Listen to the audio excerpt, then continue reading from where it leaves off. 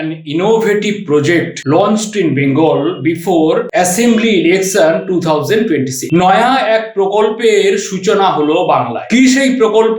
এক ঝলকে সেই প্রকল্প সম্বন্ধে বিস্তারিত জানাবো আপনারা দেখছেন ক্রাইম প্রেস বেঙ্গল, আমি রাজীব। 2021 সালের বিধানসভা নির্বাচনের আগে মুখ্যমন্ত্রী মমতা বন্দ্যোপাধ্যায় নতুন একটি প্রকল্পের ঘোষণা করেছিলেন, আর সেই প্রকল্পের ডিভিডেন্ড পেয়েছেন 2021 সালের বিধানসভা নির্বাচনে। রাজ্যের মহিলা ভোটাররা দুহাত উপর করে ভোট বাক্সে মমতার পক্ষে ভোটদান করেছেন, মমতা বন্দ্যোপাধ্যায়কে সরকার গড়তে সহায়তা করেছে। এবার 2026-এর বিধানসভা নির্বাচনের আগে 21শে জুলাইয়ের মঞ্চ থেকে মুখ্যমন্ত্রী মমতা বন্দ্যোপাধ্যায় তাঁর আমলে তৈরি করা 94টি সামাজিক প্রকল্পের দৃষ্টান্ত তুলে ধরেন এবং সেই 94টি প্রকল্পের মাধ্যমে সারা বাংলা জুড়ে সাধারণ নিম্ন মধ্যবিত্ত গরিব মানুষ কিভাবে উপকৃত হচ্ছে তা বাস্তবে পরিলক্ষিত হচ্ছে। আমরা সকলেই জানি সেই সমস্ত প্রকল্পের কথা। সমস্ত প্রকল্পের বিষয়ে সবাই না জানলেও যার যেখানে প্রয়োজন সেই ধরনের প্রকল্পের দ্বারা তিনি উপকৃত হচ্ছেন। এবার 21শে জুলাইয়ের মঞ্চের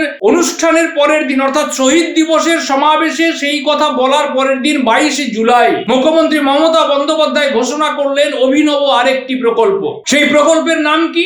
আমাদের পাড়া আমাদের সমাধান। এই প্রকল্পের মাধ্যমে কিভাবে উপকৃত হবেন রাজ্যের সাধারণ মানুষ? এই প্রকল্পের মাধ্যমে সরকারি আধিকারিকরা পৌঁছে যাবে আপনার বাড়ির দোরগোড়ায়। প্রতিটি বুথে ক্যাম্প করে সরকারি অফিসাররা আপনাদের সমস্যার কথা শুনবেন এবং তা সমাধানের চেষ্টা করবেন। কিভাবে সেই রূপরেখা তৈরি করেছেন মমতা বন্দ্যোপাধ্যায়? যেভাবে এতদিন ধরে তিনি বিভিন্ন সামাজিক প্রকল্পের রূপরেখা মানুষদের কাছে পৌঁছে দিয়েছেন, ঠিক সেইভাবে আমাদের পাড়া আমাদের সমাধানে 3টে করে বুথকে নিয়ে একত্রিত করে একটি সেন্টার তৈরি হবে। সেই সেন্টারে আপনারা গিয়ে আপনাদের এলাকার পাড়ার যে কোনো ধরনের সমস্যা নিয়ে সরকারি অফিসারদের কাছে অভিযোগ জানাতে পারবেন। পুরোপুরি সেই অভিযোগ শুনে সরকারি অফিসাররা অনলাইনের মাধ্যমে পুরোপুরি স্বচ্ছতার সঙ্গে আপনাদের পাড়ার সেই সমস্যার সমাধান করে দেবেন, তাও নির্ধারিত সময়ের মধ্যে। মুখ্যমন্ত্রী নির্দিষ্ট করে দিয়েছেন 2 মাস অর্থাৎ 60 দিন সময়ের মধ্যে সেই সমস্ত সমস্যার সমাধান করতে হবে।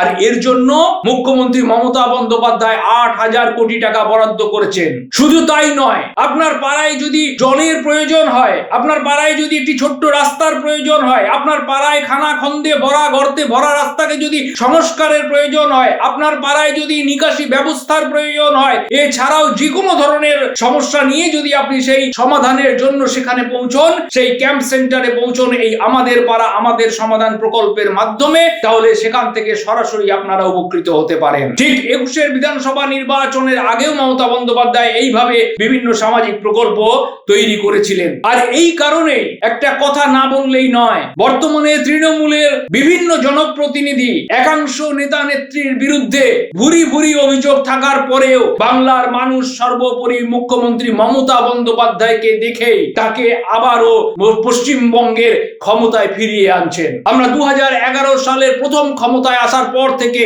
মমতা বন্দ্যোপাধ্যায় তার নিজের মস্তিষ্ক প্রসূত, নিজের তৈরি করা রচনা করা যে সমস্ত সামাজিক প্রকল্প নিয়ে এসে বাস্তবায়িত করেছেন, তার ডিভিডেন্ড বাংলার মানুষ এখনো মমতা বন্দ্যোপাধ্যায়ের হয়ে ভোট বাক্সে উপর করে দিয়ে যাচ্ছেন। আর তাই তাৎপর্যপূর্ণ বিষয় হলো 2026-এর বিধানসভা নির্বাচনের আগে সরকার সরাসরি আপনার বাড়ির দোরগোড়ায় গিয়ে আপনার পাড়ার এলাকার সমস্যার সমাধান করে দেবে। ফলে উপকৃত হবেন বাংলার প্রচুর সাধারণ মানুষ। আজ এ পর্যন্তই। আপনাদের নজর থাক টাইম প্রেস বেঙ্গলের এই ধরনের আলোচনা।